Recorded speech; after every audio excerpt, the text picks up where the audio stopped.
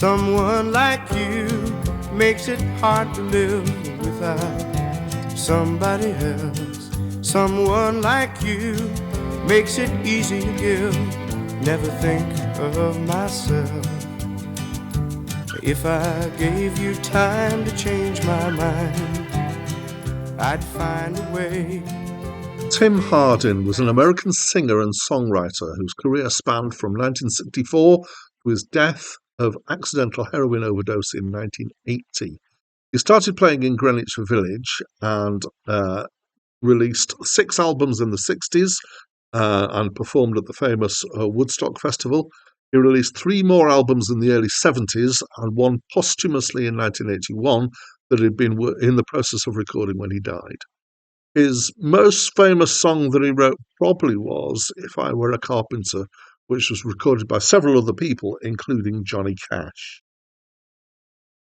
Hi, my name's Dan. So this was Tim Hardin's first album and is my first encounter with him, so I've not heard the album before.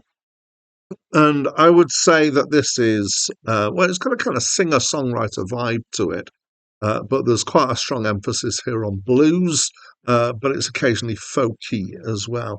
And I think there were a couple of tracks where I kind of felt it had a kind of West Coast jazz inspired feel to it, but I'm sure I can put my finger on that. It's mostly slow, but there are a few upbeat tracks like Smuggling Man and Ain't Gonna Do Without. The track Reason to Believe is apparently famous, but I don't know it. But it was covered by Rod Stewart.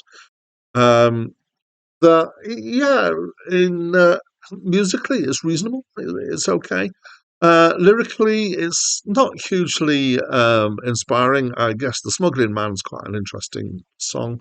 The rest's fairly formulaic. I found it to be a bit misogynist at times, or certainly the attitudes to relationships that he's putting out in the songs here, a little bit on the self-centered side, I felt, which was just a slight kind of, it was like a small bruise in an apple for me. Occasionally in the music there's some strings that apparently were added without his permission, and apparently he cried when he heard them, so not in a good way. So overall, I haven't got much more to say. It's a fairly pleasant listen. There is better blues out there, there's better singer-songwriter out there, and better folk out there.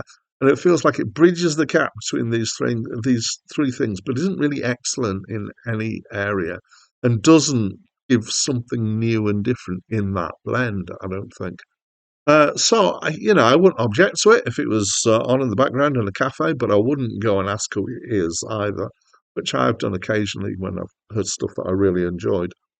And I probably will never seek it out again. I've listened to it twice for this review, and that's enough. I don't object to it, but I'm not hugely inspired by it either.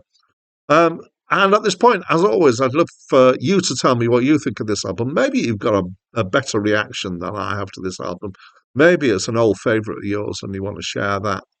Anything you want to share about the album or about Tim Hardin, please do so in the comments. And that's it from me for now. They call me Long Tall Timmy, 'cause I know what love's about. They call me Long Tall Timmy, I know what love's about. If my baby